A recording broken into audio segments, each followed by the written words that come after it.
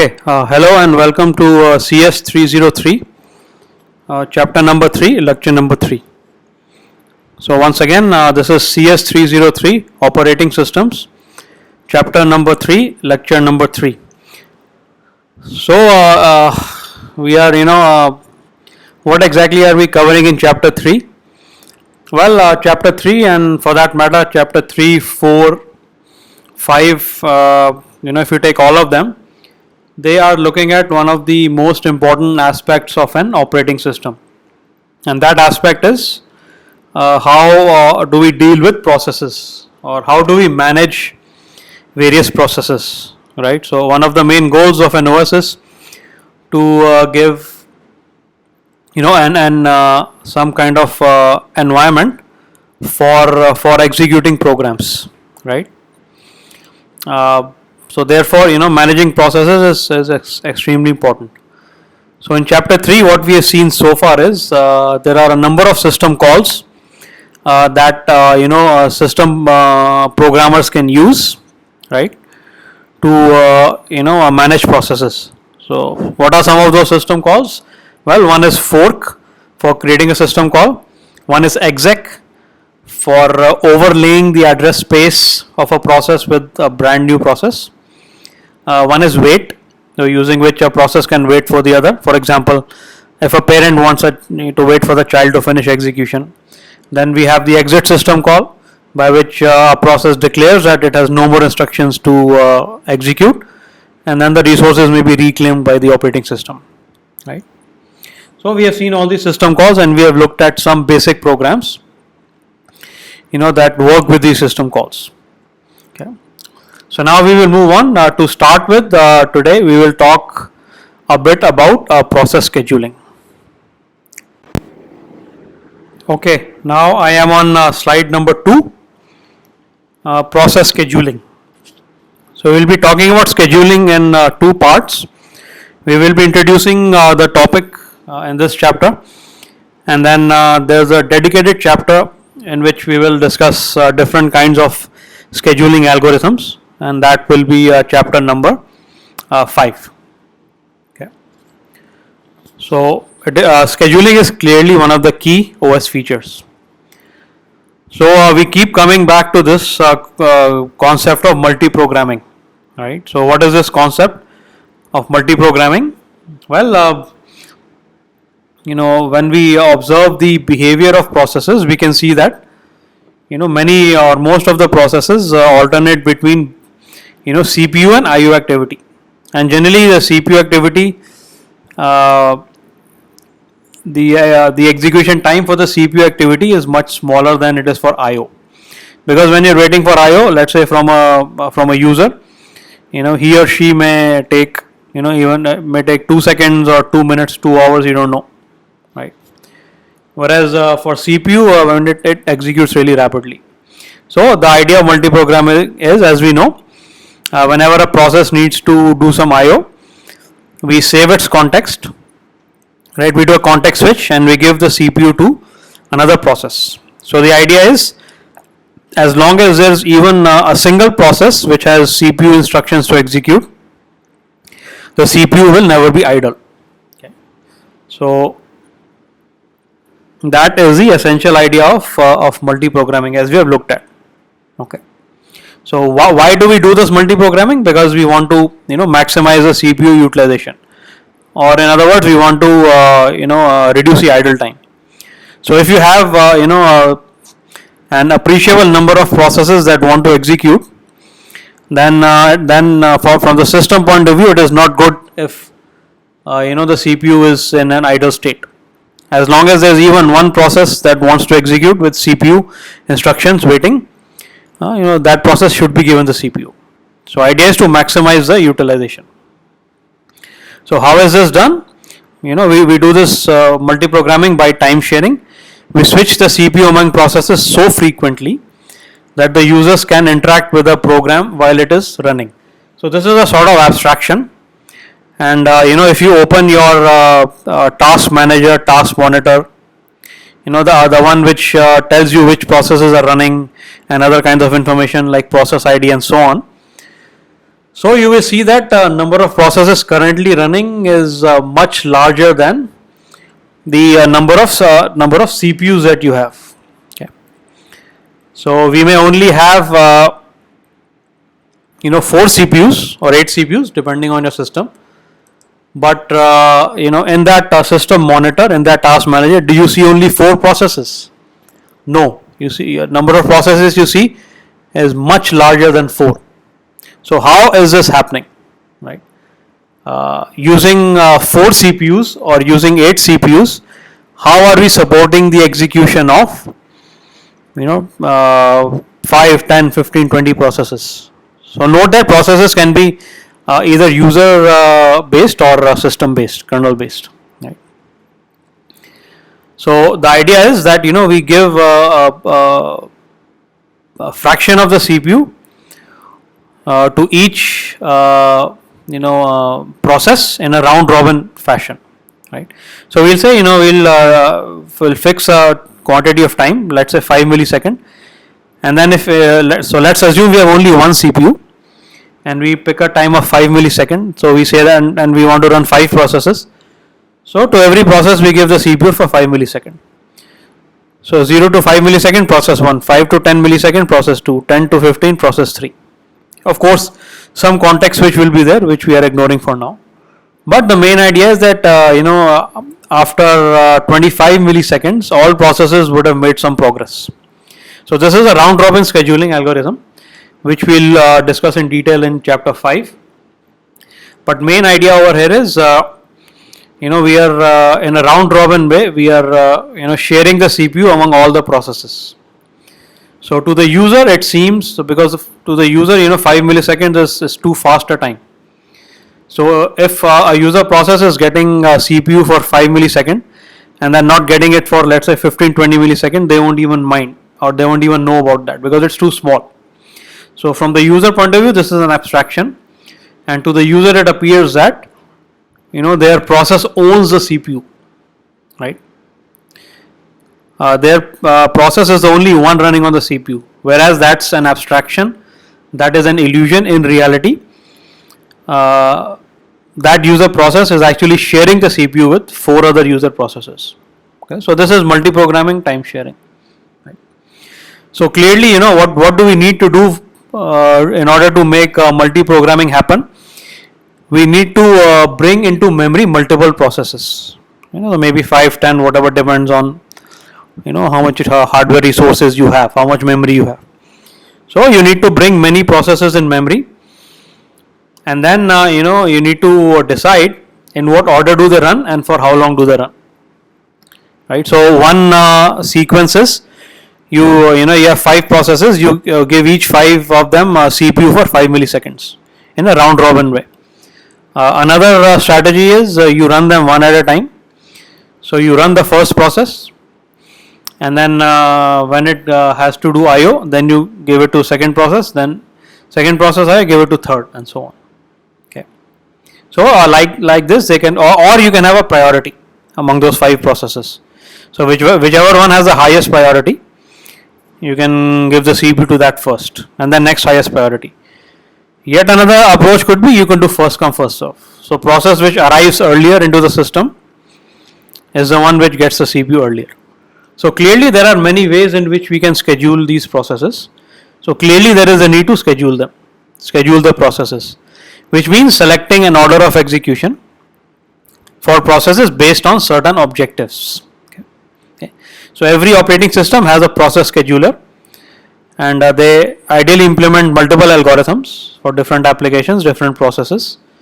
So the goal of the process scheduler is select an available process, so one that is ready to execute, one whose state is ready for execution on the CPU. So at any given point of time, you'll have a ready queue, a queue of processes ready to be allocated the CPU.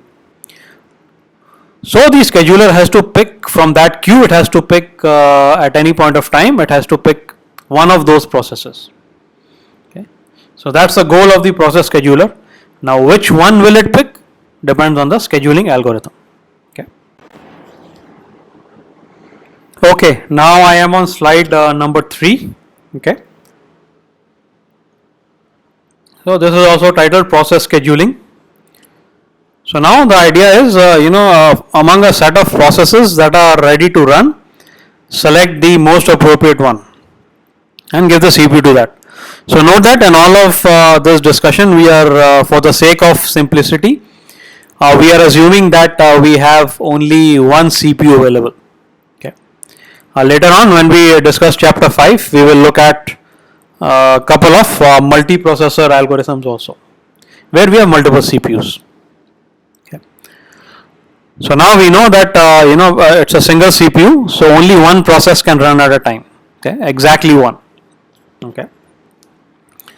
So, however, it may be the case that many processes want to run. So, which means many processes are in their ready state, right?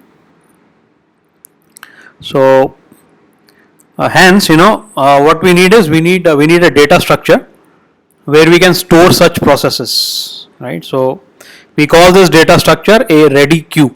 So, you would have worked with, you would have programmed this queue data structure. First in, first out, you can implement this, let's say, using a linked list, right? So it's a FIFO, first in, first out kind of data structure, which means the first process to enter the queue is the first one to be processed to exit. So you can have a queue of such processes called the ready queue. So each element in the queue points to one particular process. Okay. So has processes in main memory that are waiting to execute. So if a process is a member of the ready queue, it means it has already been brought into main memory, it is ready to run, and it just has to be picked by the scheduler. How can we implement this ready queue? Well, it can be implemented as a linked list of process control blocks. So we know that PCB is a data structure which stores different kinds of information with regards to processes, right? So information like the process ID, information like the process state, current process state, information like the address space, information like the priority, and so on and so forth. So you can have a pointer to a PCB, and then what you can do is from these PCBs you can create a linked list. So PCB can be implemented in C as a structure, right? So then each PCB can be accessed by a pointer to a structure, right? So you can simply have a linked list of PCBs. So again, from C programming data structures, this should all be familiar for you. Okay. So besides, so it turns out ready queue is not the only one. Besides the ready queue, there are other queues as well. What are some of them? One of them is a device queue. Okay, so a specific device such as a disk might be needed by multiple processes. So you have one hard disk, and on which information for many processes is stored. Right. So you might want to do a disk operation, and at any point of time many processes might want to do that disk operation. So therefore it makes sense, just like for scheduling, CPU scheduling, in a similar way for disk IO you need a device queue. Okay. And in fact you may need queue for each device that you have. Right. So each device has its own device queue that stores such processes that would want to do input output IO with that device. Another kind of queue you may have is a wait queue, right? So what will this wait queue contain? So the name is self-explanatory. It will consist of the list of processes that are in which state? That are in waiting state. So if you think back, and if you go back to the process state diagram, we see that one of the states is waiting, right? So generally a process will its state will be new in the beginning, then when it's admitted into the system it will be ready in ready state, right? It will be in main memory. From ready state it can go to running state. Running means now the scheduler has picked that process, and now the CPU is executing the instructions of that process. Now from while it's running, it can either terminate or it can do some IO, input output. So in case of input output, because we are doing multi-programming, its state changes from running to waiting, and we give the CPU to some other process which we pick from the ready queue based on the scheduling algorithm, which specifies which is the next process to pick. So that process will be in the wait queue, and then let's say once the IO is done, then it shifts from waiting queue to ready queue. So therefore we have to maintain a queue of waiting processes as well. Okay. So I hope these data structures are clear: ready queue, device queue, and wait queue. Okay.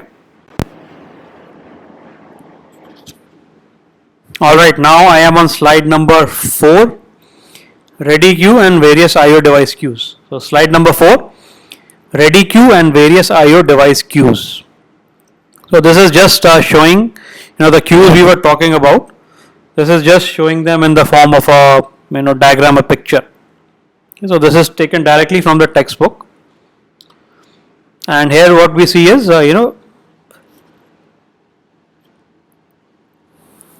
we see the implementation of various kinds of queues. So on top we have the ready queue, and you can see how this has been implemented. Right. So if you jog back your memory to how you implemented this queue data structure and using C programming. So one node of the queue will be a structure. All nodes, all structures will be accessed using pointers. And the way we manipulate the queue is we have a pointer to the head and a pointer to the tail. Right. So here we have those two pointers, head pointer and tail pointer. And first come first serve, so which means that given this queue configuration, which is the process which is going to be picked for scheduling? It will be process 7, so PCB 7, and then PCB 2, so on. Okay. So that is if you are using first come first serve. Right. You may use other algorithms also. Okay. So each PCB we see is a data structure having process information, registers, and so on. And then we have a disk queue also for our hard disk, right?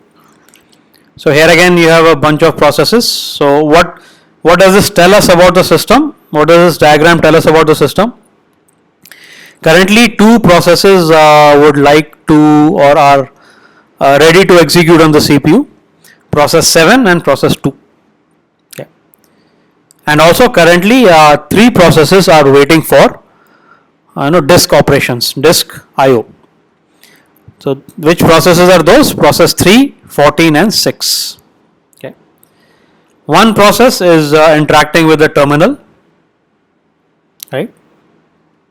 Which process is that? 5. And the other 2 queues are for magnetic tapes. So these days they are not used, but a magnetic tape is also kind of IO device. So if you have the interest, you can Google for the term magnetic tape. So sort of like a cassette tape. I don't know if you've seen it. You may have seen a cassette tape for music. They are extinct these days. But in a magnetic tape, you can store a lot of data. So it's a way of, it's sort of a tertiary or level 3 storage medium.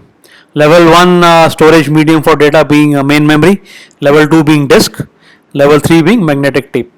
So you attach a magnetic tape to a device and then you copy data to and from the machine. So generally if you have a lot of data and your hard disk is not capable of storing that, then you store it in a magnetic tape. So these days the magnetic tapes are not around, but this could be some other some other device. It could perhaps be a printer, right? That's another device, right? It could perhaps be a keyboard, right? So many devices want to use a keyboard, right? So on and so forth. So anyway, the point of this diagram is that there are, based on the configuration, there are various kinds of queues. One is a ready queue, one is a disk queue, and then you have queues for all kinds of devices like terminals, magnetic tapes, keyboards, printers, and so on. Okay. So I hope that is clear. Okay. So now we are on slide 5, which is titled queuing diagram. Okay. So slide 5, queuing diagram. So one thing which we need to note is that a process's state is not static. It is dynamic, right? Which means as time goes on, it can change from one state to the other, right? So initially it is in the new state, then it is in the waiting state, then running. I'm sorry, new, then ready, then waiting, right? Then running, then again waiting, then exit, and so on. So due to certain scenarios, certain situations, the state can change from one to the other. Therefore, a process can move from one queue to the other queue, right? So, for example, it's in the running queue, then it has to do some IO. So then it moves from running queue to which queue? Wait queue. Okay. So whole system is dynamic. Initially, a process can be in the job queue, which means it has not been admitted yet. Once it's admitted, eventually it moves to the ready queue. After running for some time, it could move to the device queue, let's say for IO, disk IO, to the disk queue, and then it can have many many more such movements between the queues, right? So in the next slide, we'll see a queuing diagram, which sort of shows this movement. Okay. So in that diagram, what it shows is a process is going into ready queue, right? Arrives into the ready queue, and then eventually it will be picked up by the scheduler, and then it will go to the CPU for execution, and then one scenario it finishes its execution and says bye bye, exit. Other scenarios is it can after executing on the CPU for a while, it can generate an IO request, right? So it means it has to go to IO, right? It will go to IO wait queue, it will do IO, and then once the IO is finished, it doesn't go directly to get the CPU. Due to the fairness, it has to go back to the ready queue. Second scenario, besides IO request, is its time slice expired. So like we mentioned, every CPU is getting 5 milliseconds. Once the 5 milliseconds for a process expire, CPU has to be taken away from it. Okay. Third scenario is it creates a child process while executing, like we saw in the last lecture. So then it goes into the wait queue. It executes a wait system call, and then waits for the child to terminate. Child executes, child terminates, and then the process again, the parent process is again ready to run. It again goes to ready queue. Okay. Or it waits for an interrupt, some other kind of interrupt, and goes to interrupt wait queue. Interrupt occurs, and again it goes to ready queue. So anyway, the main theme here is during its lifetime, it can move from one queue to the other. It can move throughout the system. Whole process is very dynamic. Okay. So several possibilities exist. After executing for some time, process could issue an IO request, move to the IO queue, or it could create a new sub process, wait for that child process's termination, or it could be be removed forcibly from the CPU, timer interrupt. So let's say a higher priority process came in, right? Or the process which is running is misbehaving, it needs to be killed, right? Or it needs to be either it needs to be killed, or if it's a low priority process, CPU is taken away from it and it goes back to the it goes to waiting queue and then eventually ready queue. So different kind of options, different kind of scenarios exist. So ultimately, once all of this is done, a process will finish after executing the exit system call, right? Either directly or indirectly. So it will either directly have the exit system call encoded in it, or if it doesn't, system will do it on its behalf. At which time the process finishes, it is removed from the from all queues, and its PCB and all other resources will be deallocated so that other processes can use. So we discussed that a bit when we were talking about the exit system call, how all that happens. Okay. So you need to think about how all of this will be modeled in the code. You have dynamic queues, processes coming in, processes moving around in queues, leaving a particular queue, joining in another queue. So whole process is very dynamic, and the OS code has to handle all of it. Okay.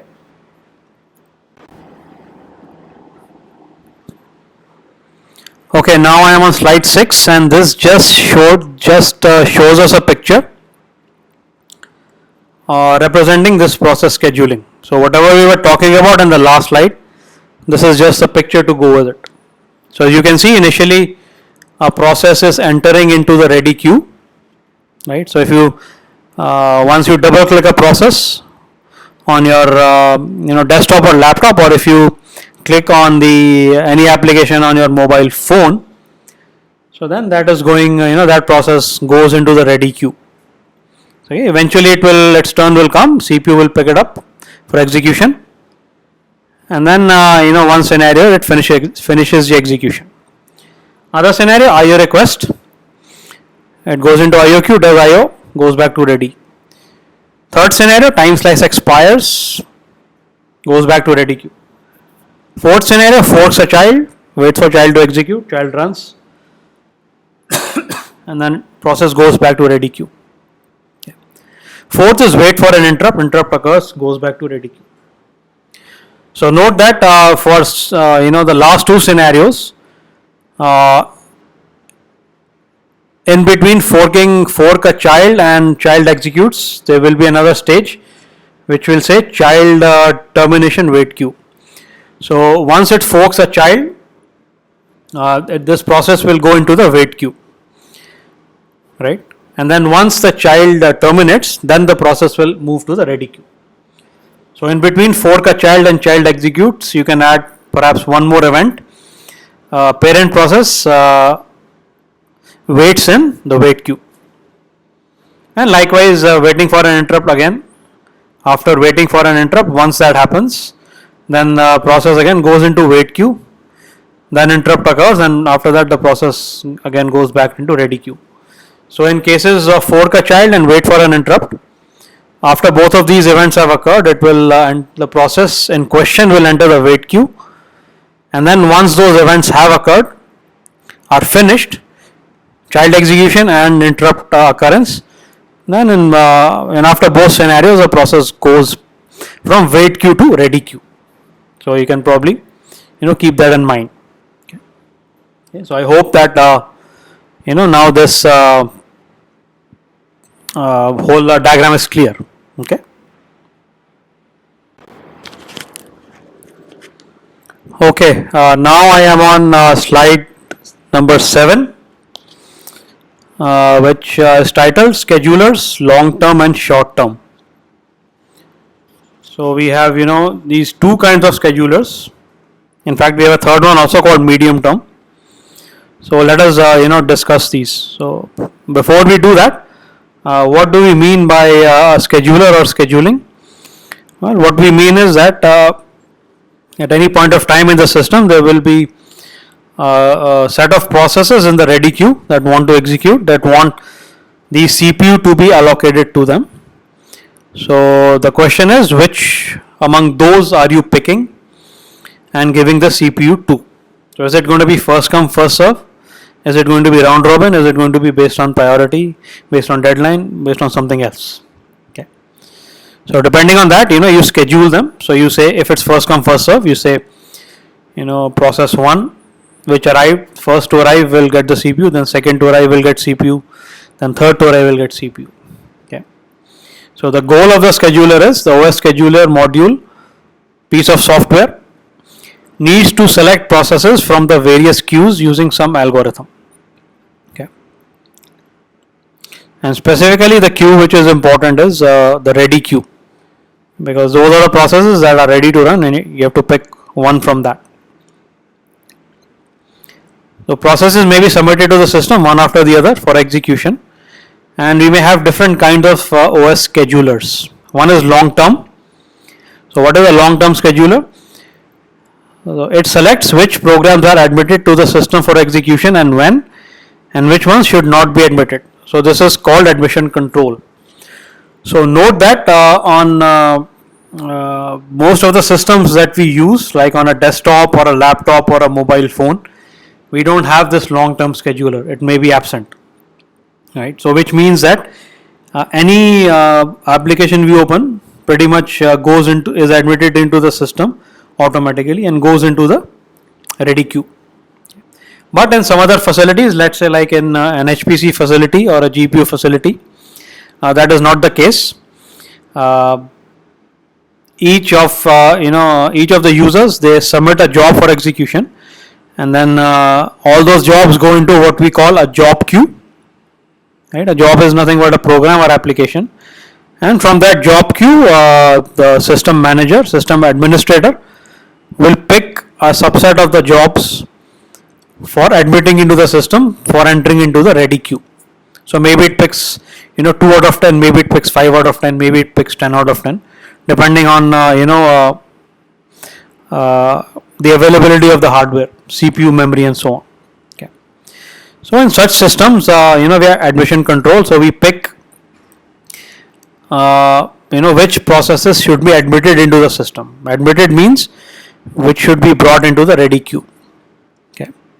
So again, to repeat, the long-term schedulers may be absent in general purpose operating systems, but in specialized systems like high performance computing facilities, HPC facilities, or in real-time systems, they may be present. So we select which process should be brought into ready queue. Okay. So this long-term scheduler picks a set of processes from disk and loads them into memory for execution eventually. So once they have been admitted into the system, all such jobs, all such processes will go into which queue? They will all go into the ready queue, and the execution may not start immediately because eventually now the CPU, the scheduler has to pick them, and that scheduler is a short-term scheduler. Okay. Okay, so now I am on slide 8, short-term scheduler. So in the previous slide we discussed long-term scheduler. So in which all the processes that want to run declare their intention, they are all fed into a job queue, and then what the long-term scheduler does, periodically it will examine the job queue, and then from that job queue it will pick jobs for admitting into the system, right? And all such jobs which have been selected for admitting into the system, they all go to the ready queue, and from where they will be picked up by the short-term scheduler. So now we talk about the short-term scheduler, which is also called CPU scheduler. So this one selects which process from the ready queue should be executed next and allocate the CPU to it. So here we are assuming again only one CPU. So it will select only one process from the ready queue at a point of time, and that will be given the CPU for execution. Okay. So these are the two schedulers, right? So the long-term scheduler decides or picks which processes are admitted into the system, which are the processes going to the ready queue, and the short-term scheduler examines this ready queue and then picks a process from that ready queue and then gives the CPU to it. So how do these schedulers, so again they are both schedulers. The similarities, they will both examine queues and pick processes for execution. So what is the difference between them? The difference lies in the frequency of their execution. Okay. So one question is which scheduler would have a greater frequency. So by frequency we mean that how often is the scheduler asked to run. Is the scheduler running after every minute? Is it running after every second? Is it running after every 50 milliseconds? How frequently is the scheduler running? Okay. So it's a piece of code. It takes some time to run. It's an application, sort of a system application, system process, and eventually it has to run periodically. It will take some time, have some overhead. Okay. So in general, the convention is short-term schedulers should run quite frequently. Because the rationale is short-term scheduler may need to pick up a new process for the CPU frequently. So let's say you pick a process, and as we know, let's say you're using round robin, and you want to run it for 5 milliseconds. That job which you pick. Now CPU will go, it will be given that process for 5 milliseconds, and then after 5 milliseconds you have to pick another one, right? So now this picking up of processes is happening quite fast, right? Even if you don't have round robin, if you have some other algorithm, in general what we see is that the CPU part of a process happens very quickly. Executions are executed very quickly, and the IO part takes a lot of time. So it may take 2 seconds, 2 minutes, 2 hours, who knows. CPU time will be much, CPU portion of the process will be much smaller. Okay. So because of that, we would need to pick the CPU. We would need to pick a new process for the CPU very frequently. So if you're running the scheduler for every 2 minutes, and then once you pick one process, right, and then it runs for 5 milliseconds, and then the CPU is idle, and then for if you're running the scheduler every 1 minute, then for 1 minute minus 5 milliseconds you can't pick another process. So that is not desirable. So therefore the short-term scheduler should run frequently. Okay. So process may run on CPU for a short time and then wait for user input, and this waiting for user input, this IO could take a longer time. So since the scheduler may need to pick a new process frequently, it is desirable that it is fast. So because now we have established that the short-term scheduler needs to be invoked frequently, right? So therefore it's going to be running a lot, many times, and therefore it should be as efficient as possible. So in chapter 5 we'll look at the efficiency of scheduling algorithms. So just to give some perspective, if it takes 10 milliseconds to decide which process to run next, and if a process runs for 100 milliseconds, what percentage of CPU is used for scheduling work? Okay. So let's say now we have a short-term scheduler, and every time you run the short-term scheduler, what will be its job? Its job will be to pick the next process to run. So let's say it takes 10 milliseconds to pick that, and then the process runs for 100 milliseconds, and again you call the scheduler, and then it picks a process, then again a process runs. So it happens in a cycle. So now what percentage of CPU is used for scheduling work? So if you draw a diagram, a line, for 10 milliseconds scheduler runs, then 100 milliseconds process runs, then 10 milliseconds scheduler, then 100 process, then 10 scheduler, then 100 process, and so on and so forth, right? So which means what percentage of CPU is used for scheduling work? Well, it will be, so total execution time for the CPU for running the process and for making the scheduling decision is what? For running one process, 100 plus 10, 110 milliseconds. So out of 110 milliseconds, scheduler runs for 10 milliseconds. So therefore 10 divided by 110, that is a percentage of CPU that is being used for the scheduling work. So if I divide it, 10 divided by 110, so into 100, so 9.09% of the CPU is used for scheduling work. Rest a little over 90% for executing tasks, executing processes, and you can see the cycle repeats 10, 100, 10, 100, 10, 100, and so on. Okay, so this gives you some perspective. So this, which means here the CPU scheduler has to be fast. Now imagine if the CPU scheduler took 50 milliseconds, let's say. In that case, what percentage of CPU is used for scheduling work? So 50 by 150, right?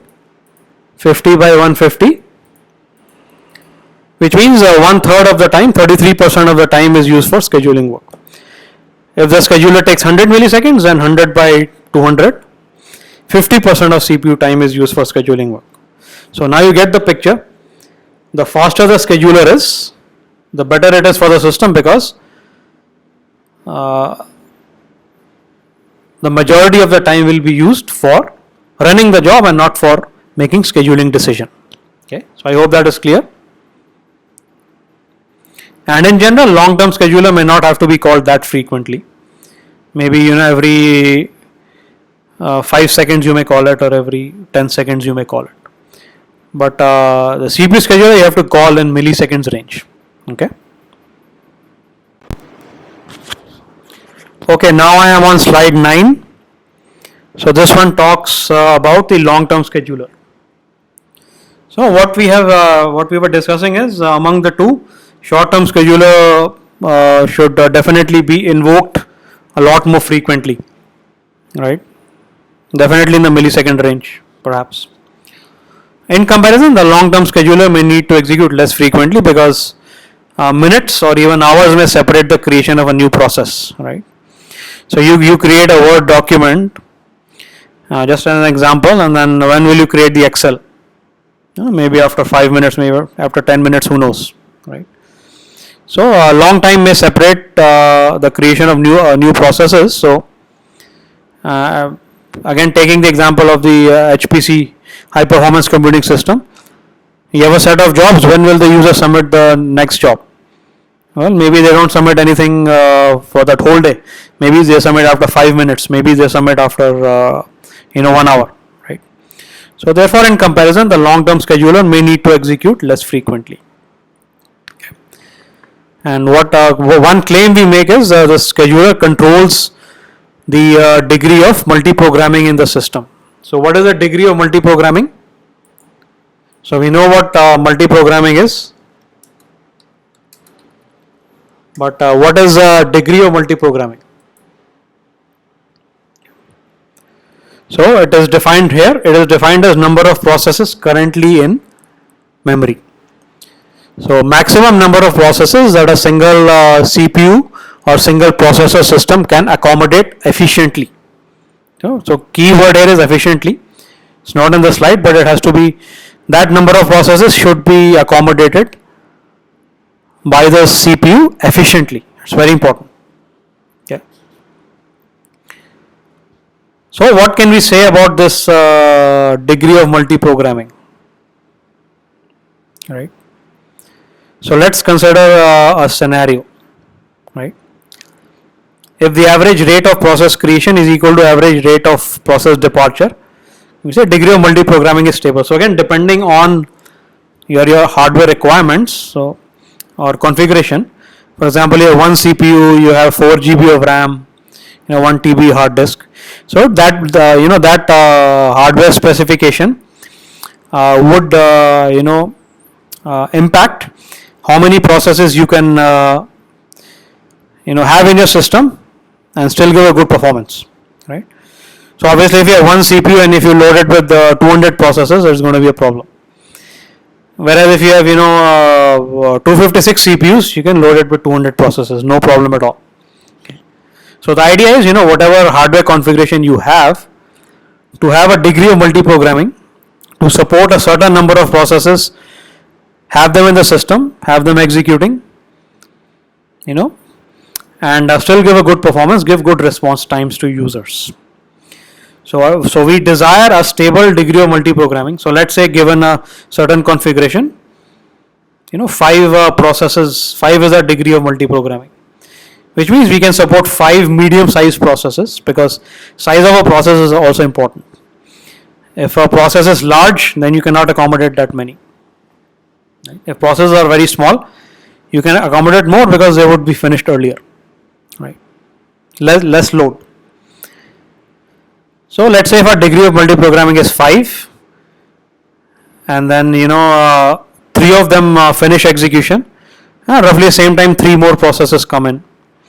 So our degree of programming at any given point of time stays either at 5 or 4 or 6 or something like that. It stays stable.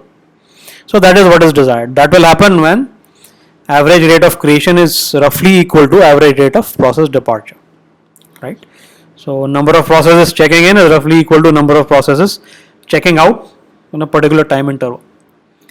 Now if the second scenario, if the creation rate is much larger than the departure rate, So you have 5 processes still executing. Your system accepts 5 more. Now you have 10, then 5 more 15, then 5 more 20. So eventually you will have an overloaded system, right? Which means you have taken or you have accepted more processes than you can handle. So what will be the side effects of that? What will be the consequences of picking up more processes than you can handle? Your response times will be slow, right? Your CPU and memory utilization will be very high because you have one CPU, and now if you have 20 processes that want to run versus 5, right? So you can clearly see that system is overloaded. So at any point of time 10 processes want to run, but you have only one CPU. So one runs and then the other 9 wait. While using multi-programming, you can still do better, still give an illusion of parallel execution, but having said that, still if the number of processes is very large and if a single CPU is there, the wait times will increase. Okay, so your CPU and even your memory utilization will be high because all of these processes have been admitted into the system, and now instead of accommodating 5 processes in main memory, you have to accommodate 20. Well, your main memory is not capable of accommodating 20, right? So then what will happen? Rest of them will be on disk. You accommodate only 5 or maybe 7. Rest of them on disk, and then you have a lot of disk to memory communication, and disk accesses take a long time. So eventually slow response times. So for CPU, processes will have to wait longer to get the CPU. Memory also, processes will have to wait longer to get the memory. And both of these will eventually lead to a low response times. So we have an overloaded system. Okay. The only way out is a couple of things we can do. One is we upgrade our hardware. We increase our memory, main memory. We employ more CPUs. But if the hardware cannot be touched, then the only way out is we reduce our degree of multi-programming. We kill some tasks and ask them to submit later. So point we're trying to make is to get good response times, acceptable response times, the degree of multi-programming has to be stable. So for a given hardware configuration, what is on an average, what is the number of processes you can support, and then try to ensure that it stays at that number. Okay. So I hope it's clear. Hello. Yeah. So now I am on slide 10, and we're talking about CPU bound versus IO bound processes, right? So we have been discussing this a bit, and we'll continue to touch on this in the later chapter also. Main concept over here is if we observe the execution patterns of various processes, various programs, what do we see? So if you observe the execution patterns of various programs, processes, what do we actually see? Okay. So consider you're on Facebook, right? You open the website. Obviously some competition is going on there. Some data is getting synced with Facebook server and your mobile, and then you upload a photo, right? So that photo upload, again some competition is happening. Data is passing from your communicating from your mobile phone to Facebook server, right? And then you don't do anything, and then after 10 seconds again you send a message, right? So like this you can have a sort of execution patterns for all programs. So based on analyzing the execution patterns, we can group processes into certain buckets or categories, right? So they are IO bound processes and CPU bound processes. Okay. So CPU bound process is one which does IO either infrequently or not at all, and importantly, it spends most or all of its time running CPU instructions.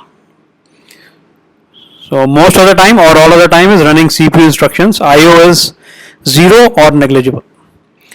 So one example of a CPU bound process could be multiplying two very large matrices. Okay. Or if you have a script, right, and you're running that script, right. So whole point of a script is to just automate something, right. So you don't need any IO, right. So any kind of process in which the bulk of the time is spent on CPU executing instructions. IO bound process on the other hand spends most of its time doing IO versus competition. So here the IO component is very large, appreciable, significant versus a competition component. Okay. So let's say if you're searching for database or searching for student records in a database. So you type in one student ID, some computation is done. What is the computation? The ID that you specify, the system looks at the appropriate database table, does a match on that ID and then returns back student name, and branch, date of birth, CGP and so on, right. So that computation does not take long, and then maybe 5 minutes pass and then you enter the information of second student. Then again the system gives you back the answer in 50 milliseconds. Then again 2 minutes pass and you enter the third student and so on. So here you can see the pattern. Most of the time is taken up by IO. CPU is done for a small amount of time. So like this, based on the execution behavior, IO bound processes are spend most of the time doing IO rather than computation. CPU is the reverse, spend most of the time or all the time running CPU instructions. IO is very less or maybe even 0. Okay. So how much you need to, what the number of that percentage has to be, there is no consensus. So is 90% CPU and 10% IO CPU bound? What about 60% CPU, 40% IO? Right. So there is no consensus, but generally 90-10, 90 CPU, 10 IO definitely is CPU bound. Right.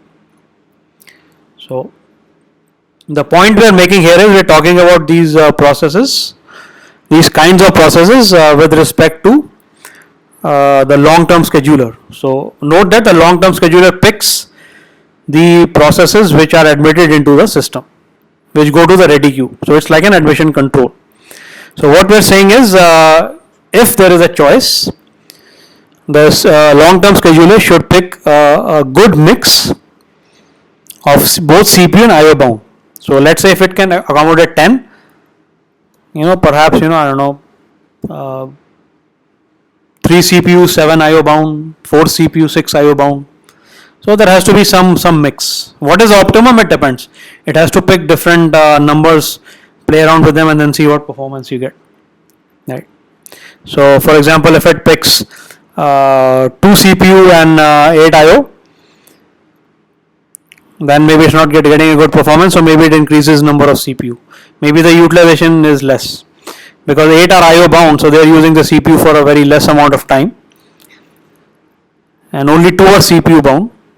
And then maybe the CPU utilization can be improved by increasing the CPU and reducing IO. So maybe 3 CPU and 7 IO. Right. So you have to sort of experiment and find out what's the optimal number.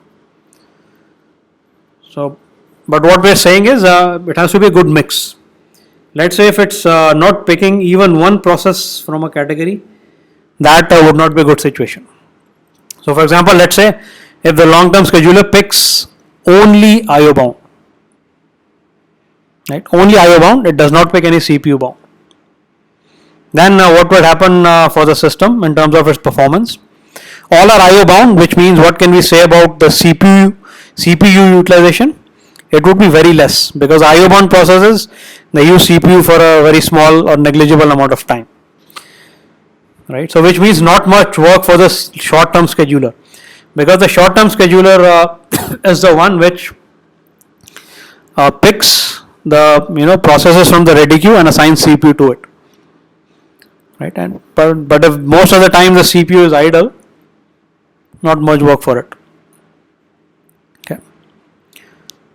So for example, if we pick 5 IO bound, 0 CPU bound, so once it will CPU scheduler will pick from those 5.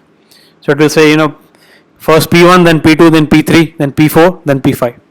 So those will get the CPU, they will quickly use the CPU, they will go into IO mode. So after a particular short amount of time, all the processes will be in IO mode. And guess what? They will all stay in the IO mode for a long time, because by definition IO mode's time duration is much larger than CPU mode. So once it assigns picks the processes initially, the short-term scheduler, they will quickly use the CPU and they will all go for IO. And then for a long time, they will all be in IO state. And for that time period, what will be the work of the short-term scheduler? Nothing, right? So CPU will be underutilized. On the other hand, your IO devices will be overutilized. All of them, let's say if they want to do IO at the same time, at any particular point of time, only one of them can do IO with that device. So IO devices are, IO device queues will be full, so you will have a bottleneck there. Okay, now I am on slide 11, titled CPU versus IO bound processes. So we were talking about how it is important to have a good mix of both CPU and IO processes that the long-term scheduler can pick. Okay, so in the last slide we looked at a scenario in which all of the processes were IO bound, and we saw how that was not a good scenario because CPU is underutilized and device queues are full. What if the reverse happened? All the processes are CPU bound. Well, then CPU is super busy, right? They're all long running processes, and they're all running for a long time.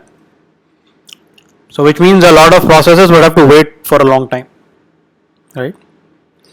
So your CPU would be very busy, super busy. Utilization would be close to 100%. What about your devices?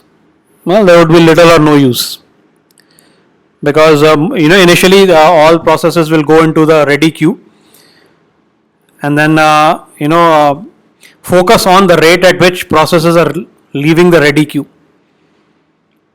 That will literally will be almost zero, right? They will leave the ready queue after a long time. So again, an unbalanced system. If all the processes are IO, the device queues are overutilized, CPU is underutilized. If all the processes are CPU bound, reverse, device queues are underutilized, CPU is overutilized.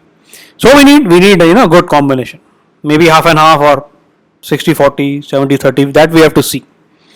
A good combination is not an easy problem, but what we can at least say is some sort of combination of CPU and IO bound has to be there, so that all your CPU IO devices all are well utilized. That is our goal. Okay.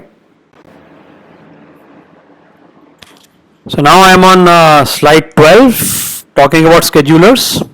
So one of the last slides, I think, that talks about schedulers. So what we say is on some systems, long-term scheduler may be minimal or absent. So as I already mentioned, as we already discussed, on Windows, Unix, Android, iOS kind of systems we use, long-term scheduler is either minimal or it's absent, which means there is no intermediate job queue. Every job that we pick to run goes straight away into the ready queue. Yeah. So in this case, what could happen if the system is overutilized? Well, maybe the system can give a warning, or we ourselves can look at the task manager. If we see the response times are slow, we look at the task manager, and if we see that the CPU or memory utilization is very high, maybe we should kill some processes. Right. So here, in these everyday kind of operating systems, every process is forwarded to the short-term scheduler. So how well these systems do, how stable they are in terms of good performance would depend on hardware limitation, how much RAM you have. Of course, more main memory means you can accommodate more processes there. performance would be better. We'll look at more details in memory management chapter. So more hardware can give you better performance, accommodating more processes. And stability also depends on self-adjusting nature of users. As I said, if the response times are low, so if you have an old machine, right, remember, you just recall, if you have a 5-year-old machine, you can, running Windows, you can probably run only one program at a time. The moment you open up a web browser and as well as a Facebook application or a web browser with a PowerPoint, you see that the CPU utilization is close to 100, disk utilization is 100, and it's very slow. So then what you do is you just get rid of one of the processes. You either kill the web browser or the PowerPoint. In general, the web browser would be more resource hungry, right? Because it's loading a lot of content. Content could be audio or video, which is getting from the web servers. So the web browser might definitely be more resource hungry, hardware hungry than the Word or PowerPoint. Okay. So some systems, particularly time sharing systems, introduce one more layer of scheduling, medium term. So we have long term scheduling, which decides which processes are admitted into the system, right? And then we have short term. So the ones accepted by the long term scheduler go into the ready queue, and then from the ready queue, which one we pick depends on the short term scheduler. It makes a call. So sometimes it may be useful to have a medium term scheduler in between the long and short term. So we say it can be useful to remove processes from memory and active contention from CPU, and thus reduce the degree of multiprogramming by having a medium term scheduler. So medium term scheduler monitors the system. If the performance is going bad, it kicks into action, its code is executed, and its job is to remove processes from memory. So here the task is not in the hand of the user. User does not quit the process, but the system itself via the medium term scheduler. So it can also be used to improve process mix. If most are CPU, abort some of them, or suspend some of the CPU, bring more IO in. It can be used to improve process mix as well. Okay. Change in memory requirement might require memory to be freed up. So process suddenly becomes memory hungry, so then you might need to suspend some processes, right? So this is a medium term scheduler, job of which is to reduce the degree of multiprogramming using various means. Okay. So this is the last slide for scheduling in this chapter, addition of medium term scheduler. So what's happening here is we have a ready queue, and then from it the short term scheduler picks, and processes go to CPU. So now one scenario is they finish their execution. So from CPU they go to end, right? Second scenario is they need to do IO. So in the IO case, they will be in the waiting state. They will go to the IO wait queue, and then CPU can be given to, and then the short term scheduler picks another process from the ready queue, gives the CPU to it, and then the original process eventually its IO is done. That round blue block, and then once the IO is done, it goes back to ready queue. Now for the medium term scheduler, the third scenario is the one which comes into play. From the CPU it is swapped out. So it is taken, the CPU is taken away from the process, right? So which we call involuntary handing over of the CPU. So process doesn't want it, but in the interest of system performance, the scheduler has to do it. So from CPU a process is swapped out, partially executed swapped out process. So maybe we store it in some other queue, right? And then eventually when things improve, we bring the process back in. So let's say if the degree of multiprogramming is 10, whereas it should be 5. So 5 processes are swapped out. And they are in a queue, and then when things improve, then one by one they can be swapped in.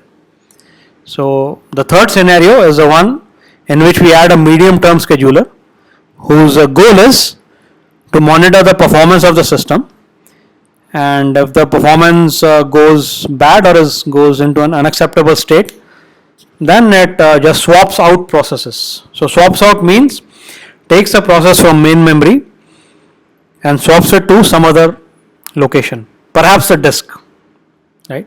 Perhaps the process is being swapped out from memory to disk, and then later on when things improve, when our degree of multi-programming is under check, behavior is good, response times are low, we can swap that process back in. So this is a medium term scheduler. Okay. So I hope this is clear.